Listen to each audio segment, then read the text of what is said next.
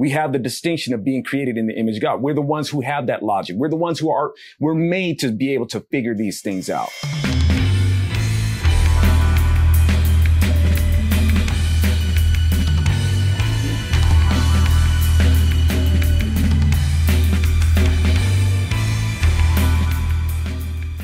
All right, folks, welcome to the Virtue Signal. It is your dude, Zoe, with my partner in crime, Bill Whittle. It's almost like, we're going to be talking about the Virtue Signal, and you know where I'm coming from. And because I come from more of a biblical standpoint, one would actually almost say that, okay, Zoe, this isn't Fantasy Island. Yeah, it is. Why not? Bill gets to be Mr. Rourke, and I'm going to be Tattoo, and Tattoo is gonna host this episode this time. And, and as Bill Whittle has said, we're going to do a little series on this. You know, why not? Okay, why not? Why not? Nobody has deep discussions about things that they might disagree with without throwing bombs at each other anymore. Indeed. You know, and the thing is, we want to, and Bill doesn't really know what topic I'm going to bring up. He just agreed that, hey, let's do a series of based around this. You know, so kind of like the way Bill does me, kind of like throws one man. We're gonna throw one at him, right? And but as Bill has mentioned before, this is not a Bible study, but it's more of a study of virtues. Well, more of an observation on virtues and what people perceive as virtues. And these virtues, they end up taking root in the culture and they manifest as policy that we end up having to be subject to. So that's what we're trying to do, folks. We're trying to get a clearer understanding what virtue is. And we can't just make up virtues as we go. We're going to have disagreements about what virtue is. And I think there has to be something that can calibrate, what virtues are, a clear understanding of virtues. And, would that be, and for me, that is going to be rooted in scripture. And so Bill, would that be like a fair assessment of like what we're trying to do in terms of? Yeah, I think that's perfectly said. Yes. Okay. So now, if I'm gonna say that, okay, well, my sense of virtue is based in the Bible, which of course is a very well scrutinized book. What is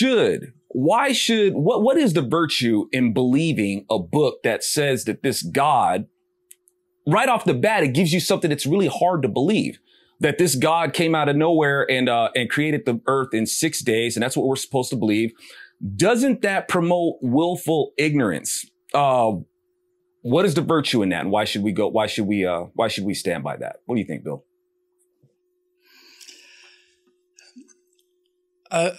I'm good friends with Jeremy Boringen for, at least 6-7 years. Very, very close friends. We're basically working out of the same office every day.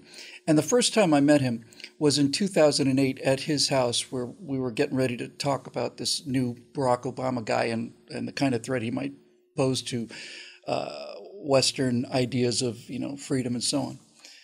And it was just the two of us. I was the first one there, and we were talking about this, and we were talking about Huckabee, and I said, I just can't back a guy who just doesn't believe in evolution, And he said, well, we got into this whole discussion about the age of the earth and fossils and carbon-14 dating, and redshift, all this stuff. And he said something that I thought was the best argument I've heard for this position. And he said, the kind of God I believe in could have created the universe this second and put all of the memories that you have and all of the things that you believe into your head and just basically fiated it right into existence. And I thought, I don't believe that's the case, but that is, in fact, the best answer I've heard on this issue. If you are talking about an all-powerful supernatural being, then everything else becomes voided. But the reason I don't believe the earth was created in 6 days, and furthermore, Bishop Ussher, calculating the ages of the prophets in the Bible, determined it was in 4004 BC. This is the giant conflict. It's not only a conflict internally in Judeo-Christianity, because some people believe it literally and other people believe it figuratively, and some people think it's absolute hooey, and you got this whole spectrum. But the literal versus figurative question has been one that's been with us certainly since the age of reason in any event. My primary objection to this is, well, my primary objection is the scientific evidence. But let's go deeper than that. If it is true that God created the earth, the heavens and the earth, then he created a system that has internal, what's the word I'm looking for? Consistency. I drop an object in California, I drop an object in Italy, I drop an object in Antarctica, it's going to fall to the earth at the same rate. That there are laws of nature that God may have created or that arose without a God, but these are consistent. And my primary objection to the 6 days in 4004 BC thing is that there is so much evidence embedded in the structure of the universe that if God created this universe and embedded that much evidence, and not just the existing evidence, embedded in our minds the ability to ping nature, to say, bing, what about this? I'm going to test this theory. And boom, here comes a reply. I'm going to do it over here, bing, and here comes the same reply. When you have physical laws that are so consistent, and when they are returning data from the universe that in total is just overwhelming in terms of the amounts of data points and the repeatability of the data points experiment. So you've got continental drift, you've got carbon-14 dating, you've got the redshift of various stars indicating the age of the universe, and on and on and on. If you're a creator and you're going to build that into the universe, that's the thing I can't understand, to be perfectly honest with you. Why would you do that? Why would you create fossils if fossils didn't exist and bury them in a consistent fashion and have the radioactive decay and all of that? Why would you build a universe that had so much evidence in it Why would you do that? What's the logic? Because to me, the only logical outcome, and God doesn't have to listen to me or logic, but it seems almost like it almost seems like entrapment in a way. You know, it's like, well, you know, if the Judeo-Christian theory of creation is correct, then God has built the universe in such a way and embedded so much evidence that Earth is much older than what you get. I mean, enormously older. And everywhere we look, we see that this seems to be true. So I have to look at that as being a figurative description. Now, with all that said, it has not escaped my attention that the best and in fact, really the only explanation for how this 14 billion year old universe came to be, the best way to describe what people are calling the Big Bang is to say essentially, let there be light, because that's really the only way to describe it. There's no scientific explanation of what happened prior to the Big Bang, and I think the whole idea of before and after is a limitation of it's a horsepower problem for us. But when you look at it from that point of view, from a figurative point of view, it's a awfully compelling coincidence if that's what it is. We talked about this last week on the Jonah episode where you talked about Jonah being taken down into the mountains of the deep. And I said, people who wrote that had no idea of underwater topography. They had no idea how deep the oceans were. They had no idea if it was rough or smooth. No, you know, those kind of things may just be coincidence, but they tend to go towards a more figurative read of the Bible than the literal 6 24-hour days. And if you're taking the age of Adam, and all of these ages are included in the Bible, in the Old Testament, and if you're working these numbers out, it does come out to be something like, 4,000 years ago. So I don't understand why there'd be so much evidence in a world created by a God to make us believe something other than 6 days, 4,000 years ago. I hear you, man. And I ask these questions, sympathetically as a former agnostic. These are things that I've wrestled with myself, and I don't blame anybody for having these concerns. I went through the same thing. And the reason why I do even bring these up, because this is the virtue signal. But before we're going to be ruled by anybody's ideas of virtue, no, man, we got to come to a consistency of what virtue is. And as I said, virtue isn't created with us. Virtue was before us. It's something that we learn. Or even if we can come to appreciate what virtue might be. These things were here before us. So what I so if that's the case and virtue has an origin, then I have to be able to validate this God that I'm supposed to be accountable to and walk in his statutes of what virtue is. So why should I believe this story? Where's the virtue in believing the story of like you said, Bill, that it's hard to say that it's true, despite the evidence that we have. Well, maybe let's start with the Big Bang and let there be light. Now I'm not one who tries to validate these things by man-made or ordained scientific methods, but I will question them by them. Like, say, for instance, when we talk about the Big Bang, the Big Bang is going to be this event where the singularity is going to explode. Somebody has to say, okay, what was the detonation point? Why did it happen? What was this thing? How small was it? And at what point did it decide it's going to explode? But with this explosion, there's going to be a decompression. So we got this highly compressed state that's going to decompress. It's going to be a decompression of space, and it's going to be and it can't be a decompression of space without it being a decompression of time, which means that galaxies, solar system, planetary systems are going to be forming in moments. Things that would be taking billions and billions of years to form are unfolding and forming within seconds because it's a decompression of time. So if we're going to, and this is a theory, it's a scientific theory, but why is that theory, why would that theory be accepted that galaxies could form within seconds? But it's ridiculous to believe that God created the world in 6 days. Now, me saying that, I don't believe, and let me rephrase that.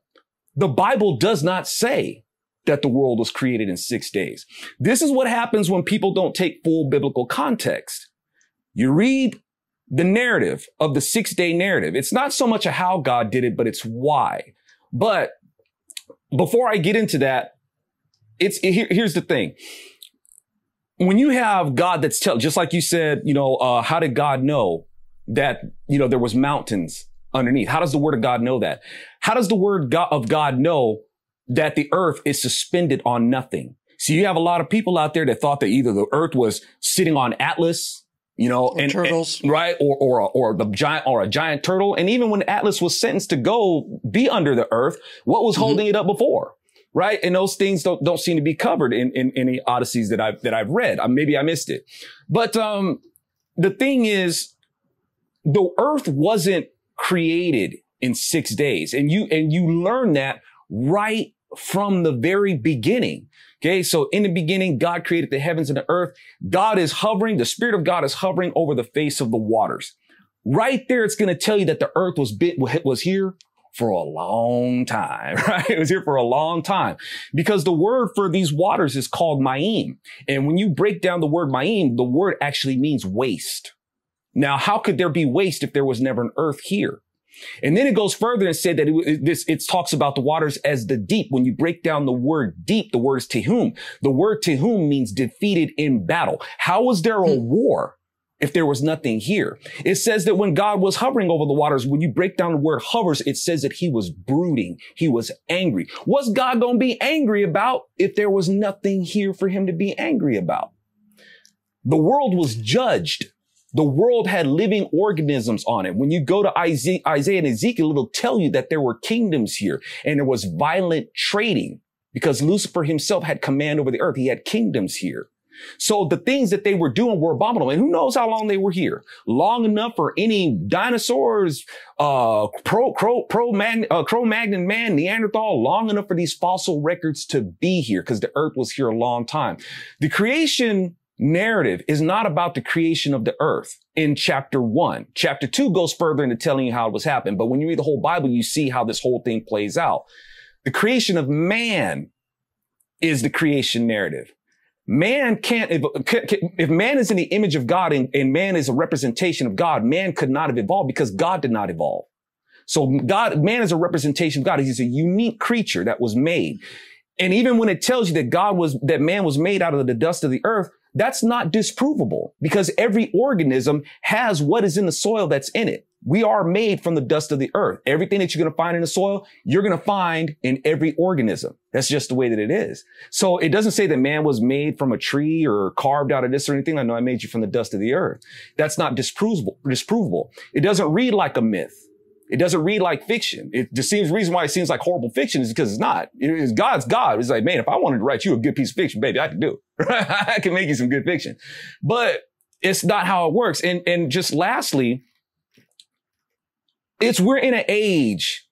I just want to say this really quick. We're in an age, man, where we can reflect on these things because the language is it's so reflective of what God has done.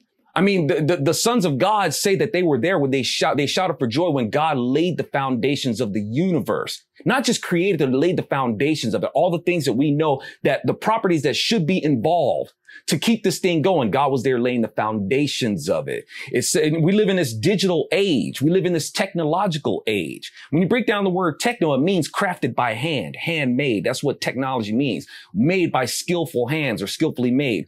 The word says God, the skies, the heavens proclaim God's handiwork, right? Even when we talk about this digital age, the first code that was digitally written was written by God because digital means finger.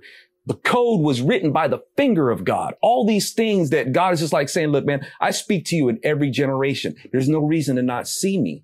So all these things that happen, like I said, even with the earth being created in 6 days, it's not a 6-day creation. It's a 6-day restoration. When you ask, why would God do that? Why would God leave these things in place for us to be able to question? Because God, like, look, man, I want you to know. I want you to know that the earth is it. Man, you can't look at the stars and be like, hey, man, doesn't them stars take like millions of light years to get here? So if they take like millions of light years to get, how could the world be created in 6 days? That doesn't seem logical. And God's like, yeah, I want you to know that. I want you to know. How could you see the glory of my miraculous work to restore the earth in 6 days if you didn't know that the universe was over 14 billion years old? I got time. I've been here for all of eternity.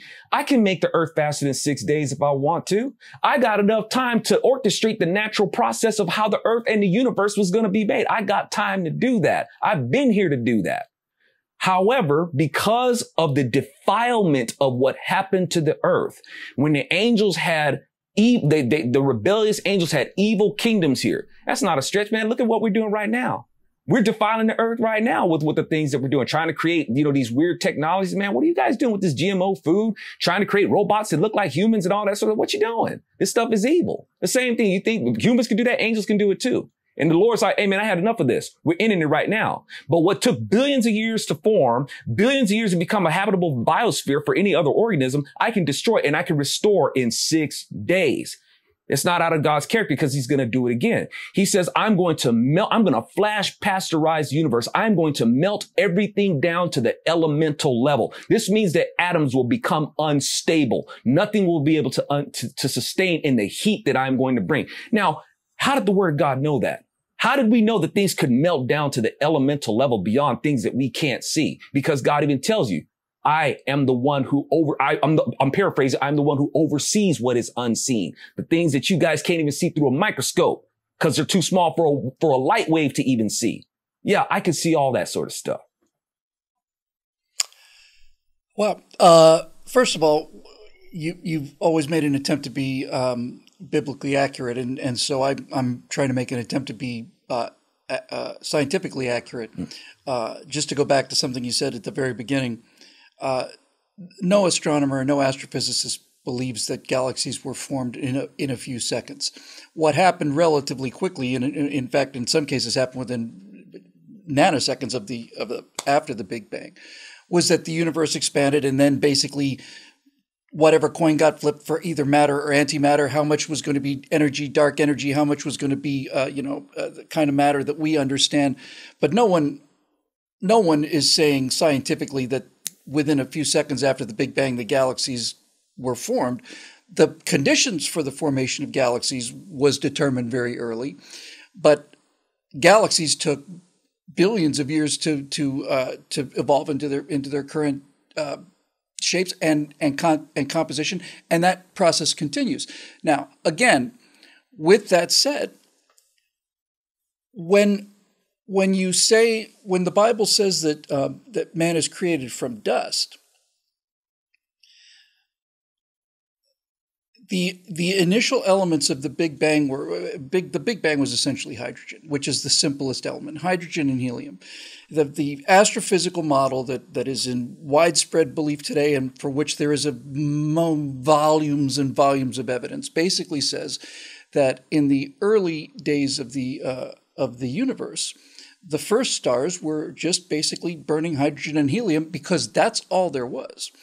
There's no debate that I'm aware of that challenges the idea that essentially all of the elements heavier than helium, including the stuff we're made out of, carbon, oxygen, all of this stuff, calcium, none of it existed, and that it had to be created inside of stars where the fusion that's going on inside of these stars, these original stars, which strangely enough are called population 2 stars, they've got no heavy metals, and all of the heavy metals in the universe, including the stuff that we're made out of, had to have been created in the cores of long extinct stars that fused these elements in their core, eventually went nova, spread these heavier elements out through space, and then new solar systems coalesced out of these heavier elements, and here we are.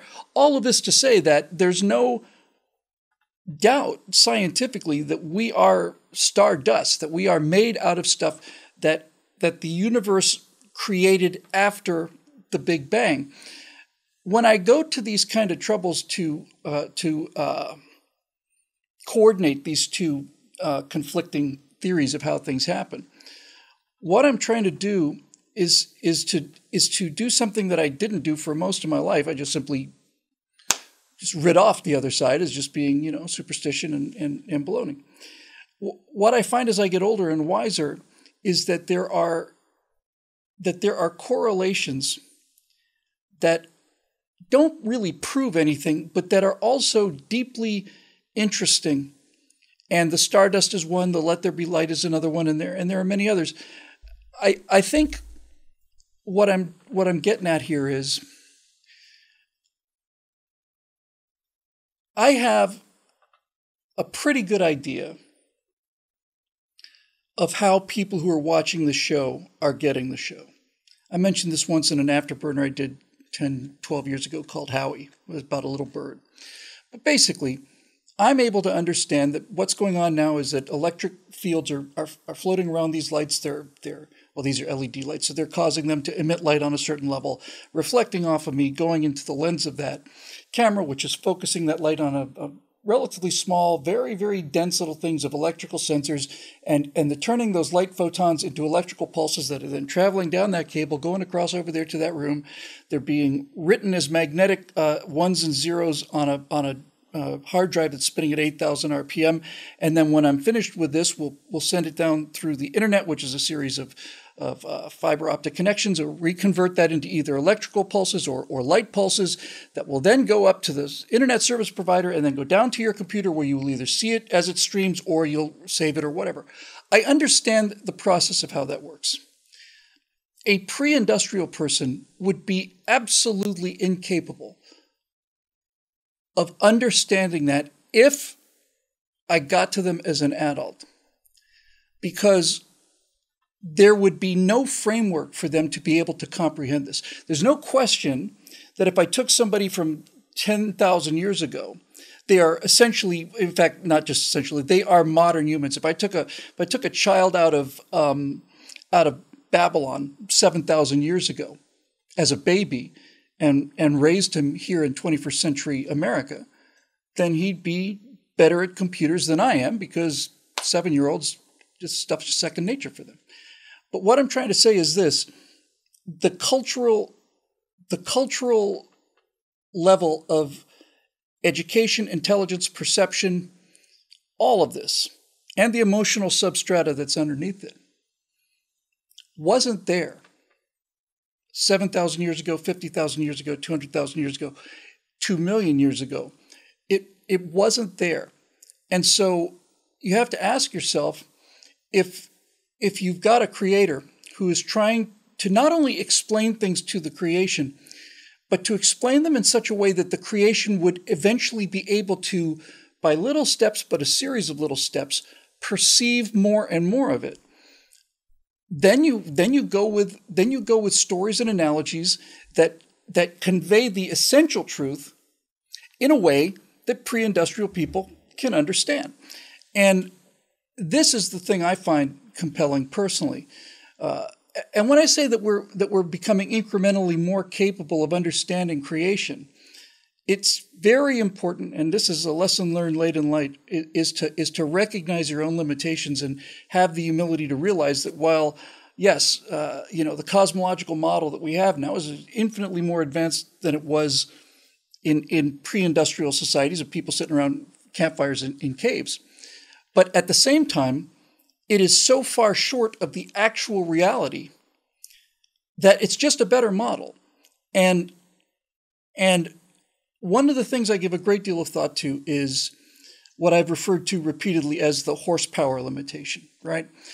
When I did this thing on this bird, I said this little bird, I feed the bird. Bird thinks I'm its mom. The bird doesn't have any understanding about radio waves, cosmic waves. The bird doesn't know about multidimensional space, has no idea about string theory. Bird doesn't know how old the universe is. The bird cannot fly an instrument approach. It doesn't have the neurological horsepower. A more maybe easily understandable example would be you can put a chimpanzee and give it the very, very best flying instructor there is and try to train that chimp to fly an instrument approach for decades, and it will not be able to do it because it doesn't have the horsepower.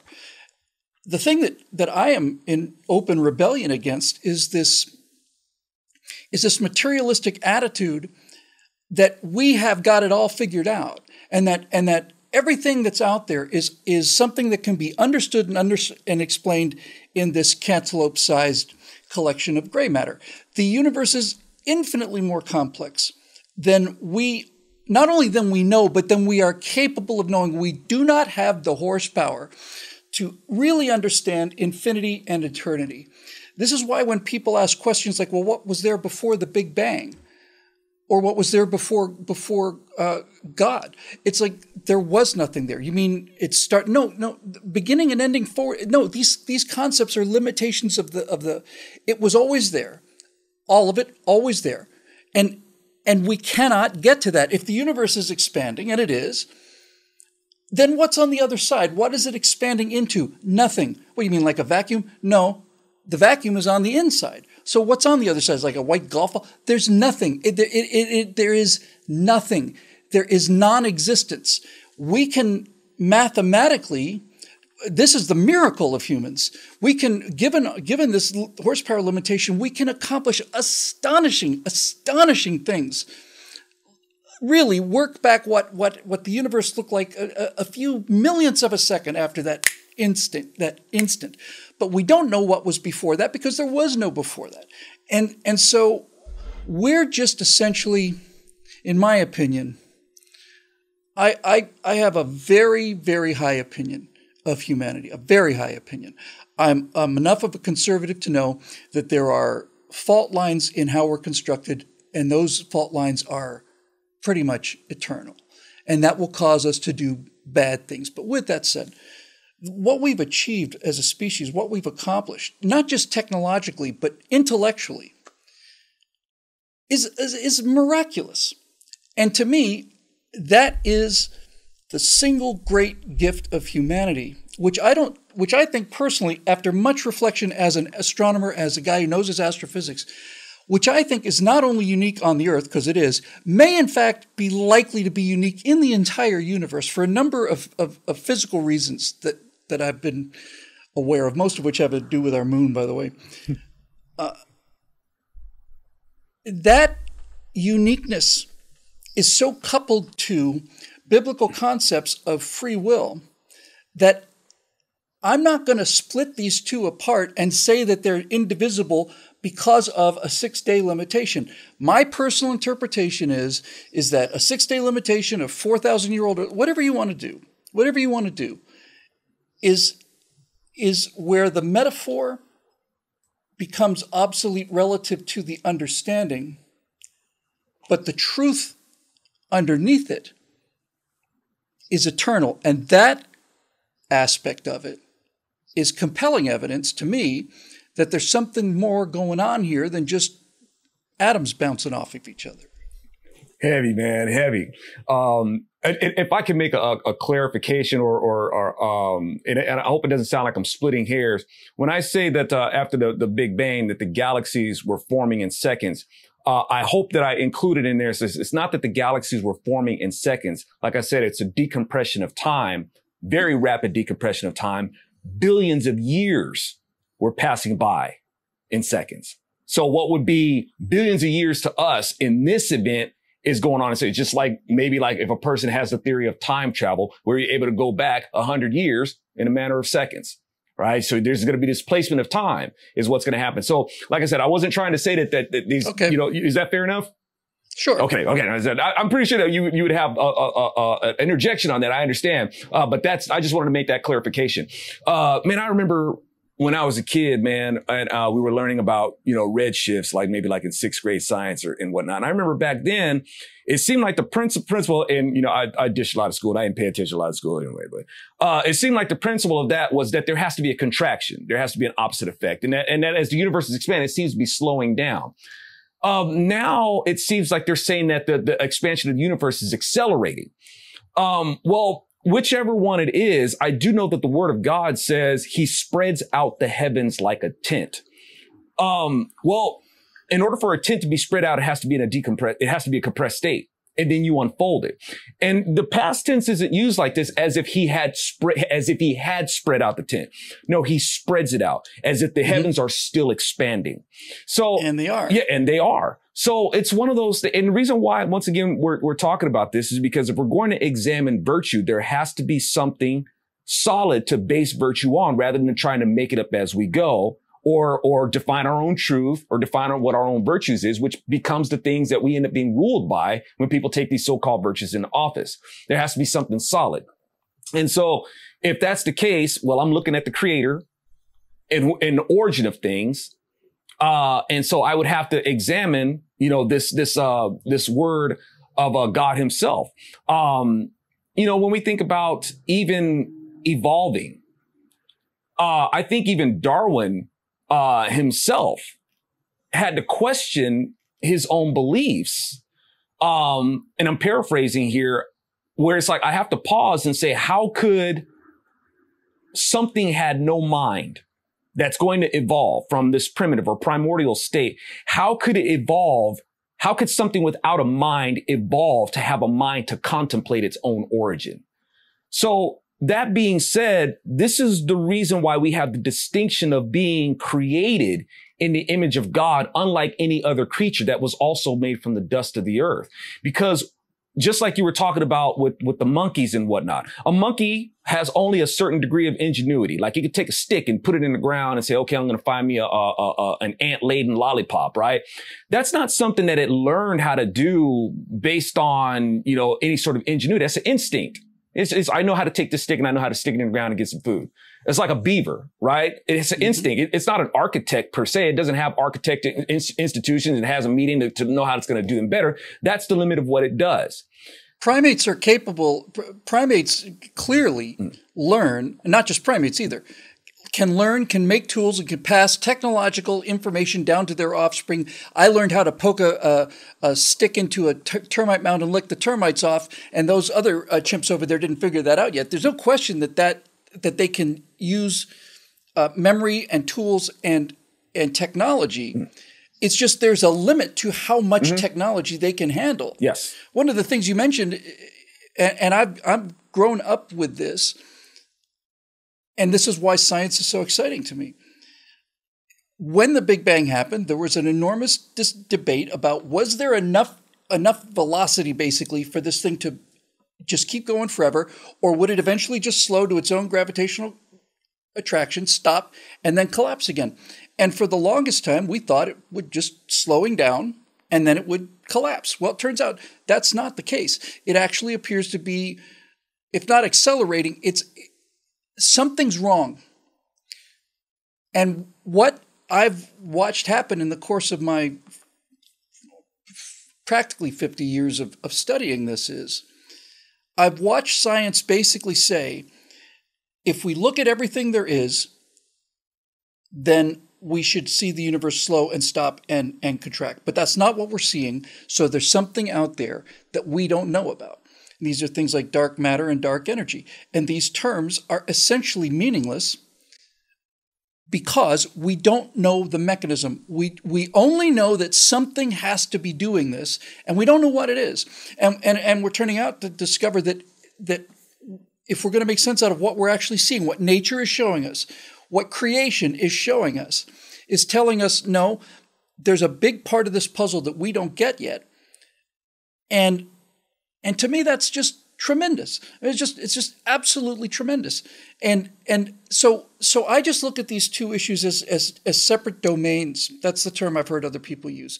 The scientific domain and the religious moral domain do not exclude each other. They're just different tools for different things. The scientific domain is the means of understanding the how of the material universe. The moral domain is understanding the why of the material universe. And people on both sides of this debate have a tendency to want to simply exclude the other side. People who have just a complete idea that evolution and all this other stuff is just invented, they are simply excluding the enormous amount of evidence on the how. Likewise, material atheists are excluding all of the evidence on the why. They say there is no why. It's just random. When you get into the probability of some of these things, you find these probabilities are essentially infinitesimally small. So I keep coming back to the idea that both of them are true, and that any attempt to put one into the box of the other, either way, is not only futile in terms of you will not get an answer, it's also destructive because we need them both.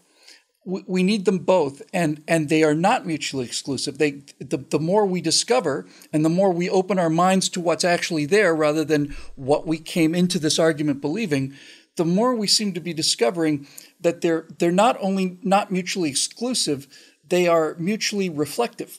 That elements of the material world that seem to be beyond our understanding have like a metaphorical explanation in the moral world, and the reverse is true also. So personally, Zoe, I find the whole argument to be essentially not only pointless. All arguments, any intellectual discussion to me is worthwhile. I always learn things, and I always come out smarter than I did when I went in, unless I'm arguing with a college professor, in which case I come out significantly stupider. But I think on some level, while I think the dialogue is important, I think this, and this is a horsepower limitation too. We want to know. We cannot handle ambiguity. If one thing says one thing, if the Bible says one thing, and science says something else, then as humans, we want to know which one of these things is true. And the idea that they could both be true is not something that we can really get to because we don't have the horsepower for it. But I think that the whole argument of, well, is it 6 days or not, is to take two different things that are utterly incapable of fitting in each other's frame of reference and trying to smash these things together. And I think if we do that, we lock ourselves out of both of these domains. We lock ourselves out because we're saying, well, it's got to be 6 days, so therefore all of this evidence is wrong. Or, no, all of this evidence is there, so therefore the entire moral structure of the Bible is just invention. We're hurting ourselves by doing this. So I think just like a particle's quantum state, it can be both true and false at the same time without a contradiction and without degrading the quality of either one of these two domains. Oh, I could dig it, man. I could dig it. Now, science definitely is not something that I have an aversion to, because if God is the all-knowing, that means that God is the all-science. He's the omniscient. So I love science a lot. Yeah, if there's a creator, he not only put the fossils and things there for us to discover, mm-hmm. That's putting it bluntly, but he also gave us the ability to figure things out based on these clues that are built into the creation. So again, to me, this is an indication that the entire effort to reconcile these two things is a fun discussion, but if you really follow it to its conclusion with an open mind, I think you find, no, we're not supposed to be able to put a scientific veneer on the Bible, and we're also not supposed to put a moral veneer on science. These are separate domains. And the miracle of humans is that we're able to use both of them. And when we lose the balance, bad things happen. Indeed, man. And the thing is, like I was saying about our creation, we have the distinction of being created in the image of God. We're the ones who have that logic. We're the ones we're made to be able to figure these things out. Like any other animal, we have this degree of ingenuity that even God himself says, hey, with this level of communication that they have, there is nothing that they can't do. Now there's wonderful things, or we could do great evil things. Evidently, we could do very evil things. That's why God came and put a stop to it. But he says there's nothing that they can't do.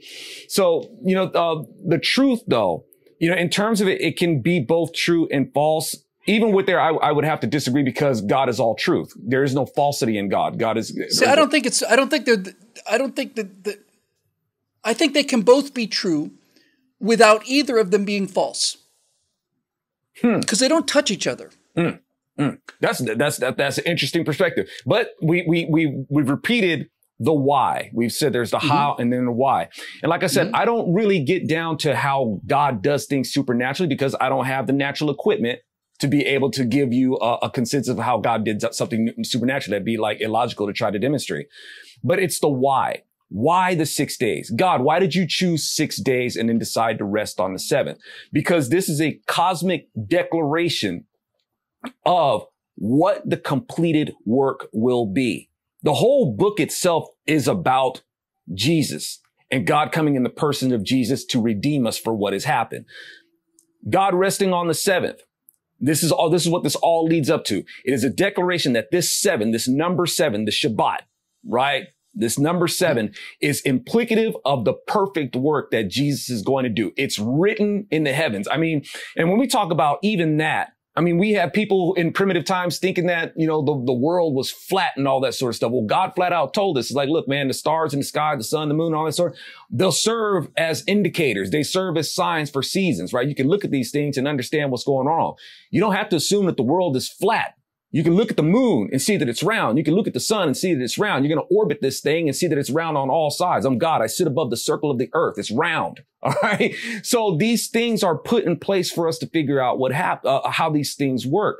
So, but these things that they serve as signs in this 6-day restoration. Like I know people want to believe it's a 6-day creation. It's not 6 days of creation, 6 days of restoration. The earth has been here for a long time. Right. But in the work that God does, and when he says on the 7th day and does his finish and does his completion, it says, man, it's all good. Right. It's done. This is the prophecy of the Lord himself who's going to come. And this perfect atonement that he's going to make, indicated by the number 7, is finished. It's complete. That's why it was the 6 days and then the 7th day of rest. So try to get down to the how. That's not so much an issue. And even though there's evidence to the contrary, it's still not disprovable about what God did in 6 days. Like I said, if you examine it and you break the word down to 6 days, the world wasn't created in 6 days. It tells you that right from the beginning. So if number 7 is the number of perfection, that would explain why I was born on the 7th, I suppose. Come on now, right? Roll with it.